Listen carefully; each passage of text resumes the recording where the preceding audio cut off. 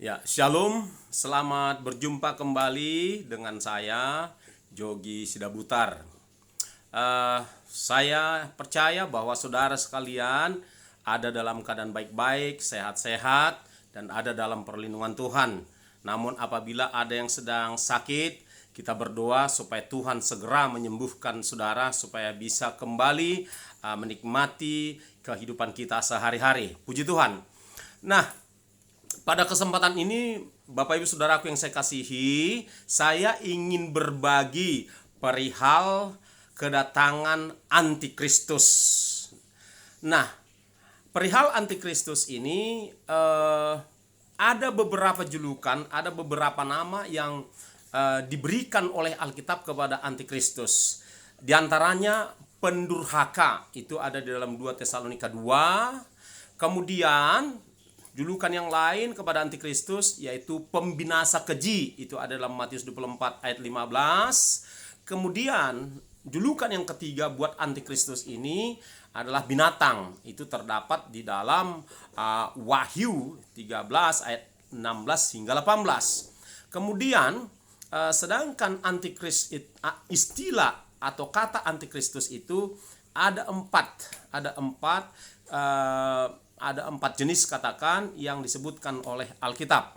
Satu di dalam 1 Yohanes 2 ayat 18 ya, 1 Yohanes 2 ayat 18 di sana dikatakan banyak antikristus ya. Kata banyak antikristus itu berbicara tentang banyaknya orang memang yang anti kepada Kristus. Lalu di dalam 1 Yohanes 2 ayat 22 ada juga dikatakan istilah antikristus ya. Antikristus, selain antikristus di dalam 1 Yohanes 2 tersebut ada istilah pendusta ya, pendusta dan begitu ya. Kemudian di dalam 1 Yohanes 4 ayat 3 dikatakan, saudara-saudara, antikristus adalah orang-orang yang tidak mengaku Yesus sebagai Tuhan. Dan kata antikristus yang keempat di dalam Alkitab terdapat di dalam 2 Yohanes 1 ayat 7. Berikut dengan istilah antikristus disebut juga penyesat gitu ya. Jadi buat julukan antikristus ada pendurhaka, ada pembinasa keji, ada binatang, ada juga pendusta, ada juga penyesat, begitu ya saudara-saudara. Nah, saya ingin memulai sharing kita, saudara-saudara, dari 2 Tesalonika 2 ya, 2 Tesalonika 2. Demikian saya bacakan buat saudara. Saudara boleh persiapkan Alkitabnya. Demikian. Adapun perikop daripada 2 Tesalonika 2 ini adalah kedurhakaan sebelum kedatangan Tuhan ya. Kedurhakaan sebelum kedatangan Tuhan. Saya bacakan buat kita saudara-saudara tentang kedatangan Tuhan kita Yesus Kristus dan terhimpunnya kita dengan Dia. Kami minta kepadamu saudara-saudara supaya kamu jangan lekas bingung dan gelisah, baik oleh ilham roh maupun oleh pemberitaan atau surat yang dikatakan dari kami, seolah-olah hari Tuhan itu sudah tiba ya, telah tiba. Ayat 3, janganlah kamu memberi dirimu disesatkan orang dengan cara yang bagaimanapun juga. Sebab, ini dia, sebab sebelum hari itu, ada hari di situ adalah huruf besar, haruslah datang dahulu murtad. Dan haruslah dinyatakan dahulu manusia durhaka yang harus binasa, ya. Yaitu lawan yang meninggikan diri atas segala yang disebut atau yang disembah sebagai Allah. Bahkan ia duduk di bait Allah dan mau menyatakan diri sebagai Allah. Nah, tidakkah kamu ingat bahwa hal itu telah kerap kali kukatakan kepadamu, kata Paulus nih, ketika aku masih bersama-sama dengan kamu. Dan sekarang kamu tahu apa yang menahan dia, sehingga ia, si antikristus itu, baru akan menyatakan diri pada waktu yang telah ditentukan Allah baginya. Karena secara, masuk ayat 7 nih saudaraku, karena secara rahasia kedurhakaan telah mulai bekerja, tetapi sekarang masih ada yang menahan. Kalau yang menahannya itu telah disingkirkan, pada waktu itulah si pendurhaka baru akan menyatakan dirinya. Tetapi Tuhan Yesus akan membunuhnya dengan nafas mulutnya dan akan memusnahkannya kalau ia datang kembali. Ayat 9, kedatangan si pendurhaka itu adalah pekerjaan iblis dan akan disertai rupa-rupa perbuatan ajaib, tanda-tanda dan mujizat-mujizat palsu dengan rupa-rupa tipu daya jahat terhadap orang-orang yang harus binasa karena mereka tidak menerima dan mengasihi kebenaran yang dapat menyelamatkan mereka. Dan itulah sebabnya Allah mendatangkan kesesatan atas mereka yang menyebabkan mereka percaya akan dusta, supaya dihukum semua orang yang tidak percaya akan kebenaran dan yang suka kejahatan. Saya akan langsung mulai dari ayat 7, saudaraku. Ayat 7 katakan, karena secara rahasia kedurhakaan telah mulai bekerja. Karena secara rahasia si pendurhaka telah mulai bekerja. Itu sudah terjadi di zaman Rasul Paulus, saudara-saudara. Jadi si pendurhaka di zaman Rasul Paulus itu sudah ada. Tetapi abad berganti abad, setiap abad ada yang menjadi pendurhaka.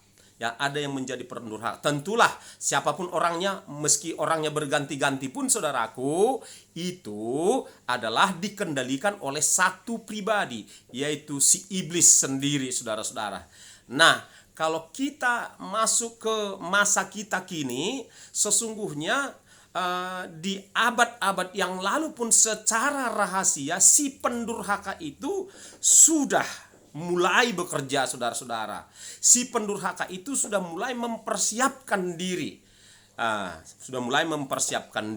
Dan di zaman ini, saudara-saudara, mereka pun terus bekerja secara rahasia, ya, secara rahasia.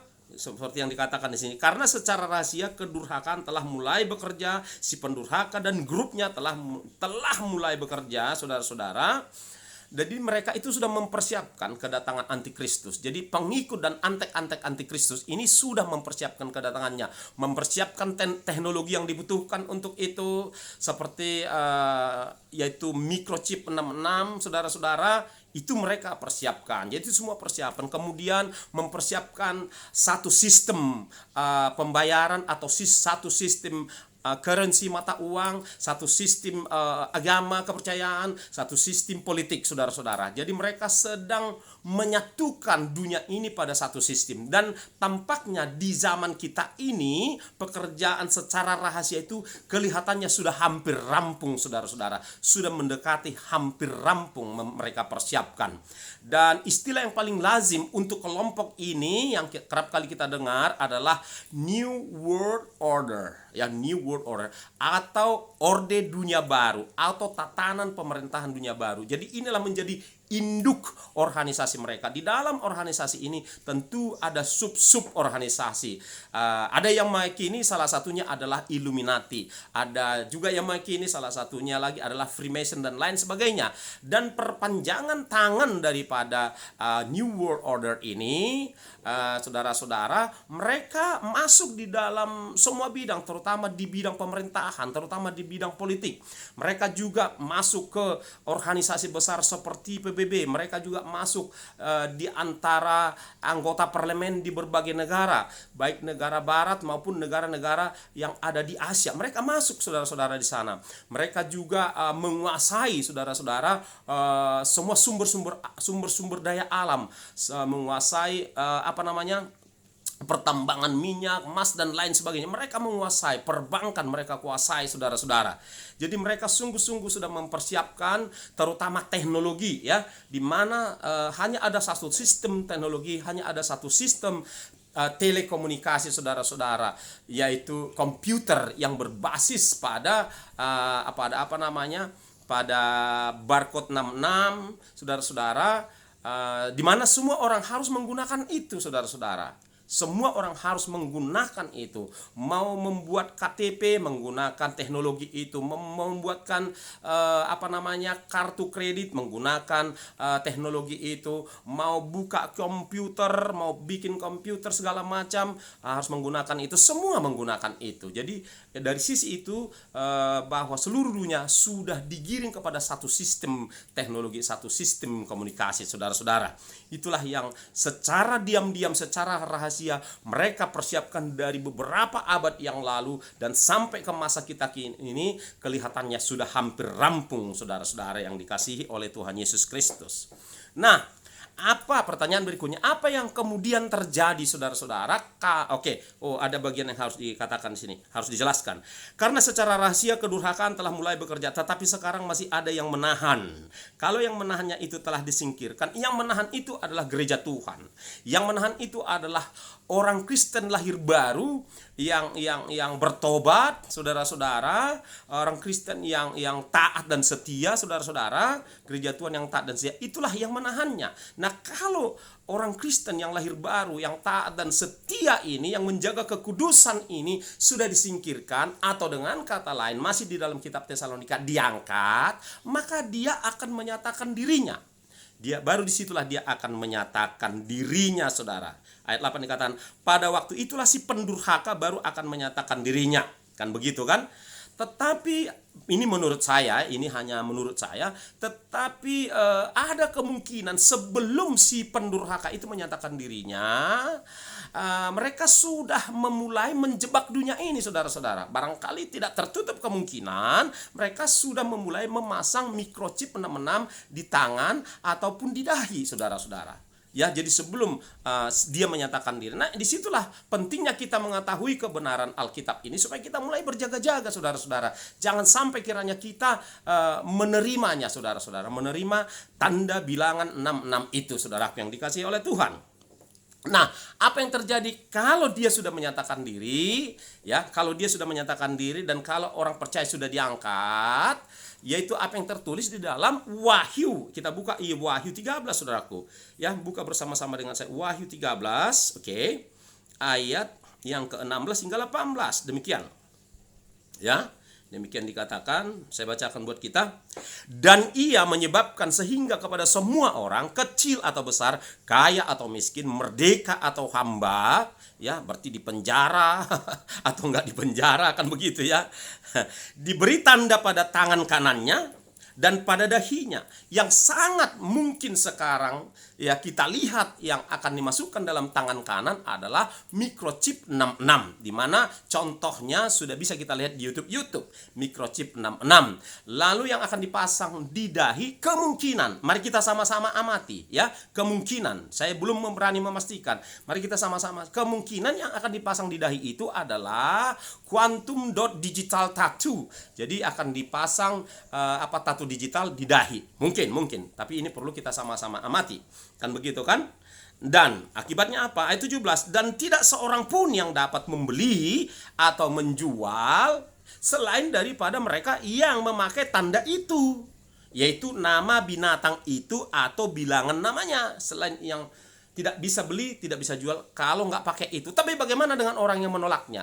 Yang menolaknya itu saya mau katakan, Tuhan akan menghargai kesetiaanmu, ketaatanmu kepada Tuhan, di mana engkau tidak mau menerima. Karena kalau engkau menerima itu, berarti engkau menyangkal Yesus. Nah, saya percaya sungguh bahwa orang yang setia dan tidak mau menyangkal Yesus, Tuhan Yesus akan membela dan melindunginya. Oleh sebab itu, jangan takut menolaknya. Tolaklah mentah-mentah dengan cara berhikmat, saudara-saudara. Nah, ayat 18. Yang penting di sini ialah hikmat. Itu dia. Yang penting di sini ialah hikmat. Barang siapa yang bijaksana, baiklah ia menghitung bilangan binatang itu. Jadi saudara-saudara, tidak salah toh orang Kristen, anak Tuhan, hamba-hamba Tuhan mencoba ya dengan hikmat dari Tuhan, mencoba mempelajari, mendalami apa dan siapa, kan begitu. Apa yang dimaksud dengan tanda tersebut. Jadi kalau ada orang Kristen meyakini bahwa tanda binatang itulah microchip 66 atau biochip, enggak salah. Ya, enggak salah. Siapa tahu betul. daripada tidak sama sekali, saudara-saudara. Kalau bukan itu ya kan tinggal menunggu menunggu waktunya yang mana yang sesungguhnya. Tapi saya kira adalah baik untuk kita mengantisipasi. Siapa tahu memang itu, siapa tahu memang microchip 66 itu, dan siapa tahu memang quantum dot digital tattoo. Wah, nggak salah kita mewaspadai, saudara-saudara. Jadi jangan serta-merta ada yang mengatakan hoax. Saya kira sikap seperti ini adalah juga sikap yang gegabah, saudara-saudara. Apa-apa hoax. Karena memang istilah hoax ini dan perbuatan hoax ini memang mereka disebarkan oleh konspirasi ini, saudara-saudara. Mereka sebarkan yang hoax, mereka sebarkan juga berita yang asli. Tapi mereka serang juga berita itu dengan hoax. Jadi supaya orang bingung mana yang hoax, mana yang asli. Tujuannya satu, saudara-saudara, supaya ketika kebenaran sejati dari Alkitab diberitakan, juga orang menganggapnya hoax, orang meresponinya, menyikapinya dengan skeptis. Nah, kalau orang sudah menanggapinya skeptis dan menganggap itu hoax, maka ketika itu suatu saat tiba-tiba muncul, orang ini nggak apa-apa, ini menerima ini dan lain sebagainya. Toh ini membuat kenyamanan untuk kesehatan, keamanan uang dan lain sebagainya. Nah, di sini saudara harus hati-hati. Meski barang itu memang menjanjikan kenyamanan, keamanan dari pencurian dan lain sebagainya, saudara-saudara, meski barang itu juga bisa dengan akan mempermudah mendeteksi kondisi kesehatan tubuh kita, ya betul. Tetapi akibatnya karena di situ sudah ada microchip 66 dan itu terhubung dengan server raksasa mereka. Jadi kalau ada orang yang memakai itu mencoba memberontak terhadap mereka tinggal katakanlah tekan tombol di sana terhadap nomor tersebut dan dia akan mati dan lain sebagainya. Kemungkinan itu ada, ya. Nah, oleh sebab itu ayat 8 masih katakan, yang penting di sini ialah hikmat. Barang siapa yang bijaksana, baiklah ia menghitung bilangan binatang itu, karena bilangan itu adalah bilangan seorang manusia. Ya, seorang ini akan merujuk kepada ada seorang nanti manusia yang menjadi antikristus dan bilangannya ialah 666, saudara-saudara. Nah, saudaraku yang dikasihi oleh Tuhan Yesus Kristus, apalagi yang terjadi ketika si pembinasa keji itu akan memunculkan diri setelah dia berkuasa di dunia ini, maka akan terjadi seperti apa yang tertulis di dalam Matius 24 ayat yang ke-15. Demikian, saudara. Ini perlu disampaikan, ya, Matius 24 ayat yang ke-15, saudara-saudara. Oke. Nah, demikian dikatakan di sana, ya.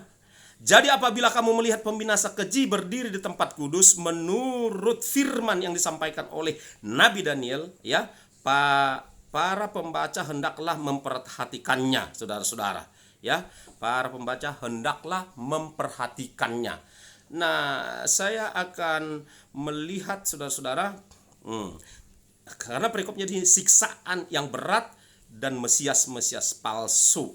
Oke, saya akan carikan ayatnya, saudara-saudara. Oke, siksaan. Oke, ini penting, saudara. Oke, Matius 24 ayat 21. Saya mundur ke ayat 21. Demikian dikatakan, saudaraku. Matius 24 ayat 21 begini. Sebab pada masa itu akan terjadi siksaan yang dahsyat, seperti yang belum pernah terjadi sejak awal dunia sampai sekarang, dan yang tidak akan terjadi lagi, ya.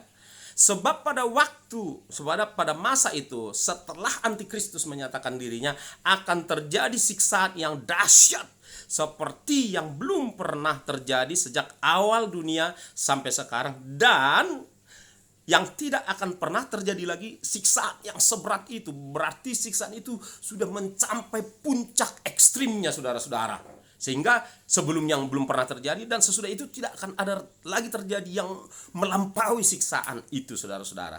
Ini juga sudah terreferensi dengan Daniel 12 ayat 1, saudara-saudara. Jadi ini saling meneguhkan. Matius dengan Daniel nggak saling kenal, tetapi mereka bisa menyampaikan hal yang sama karena dipimpin oleh roh yang sama, saudaraku.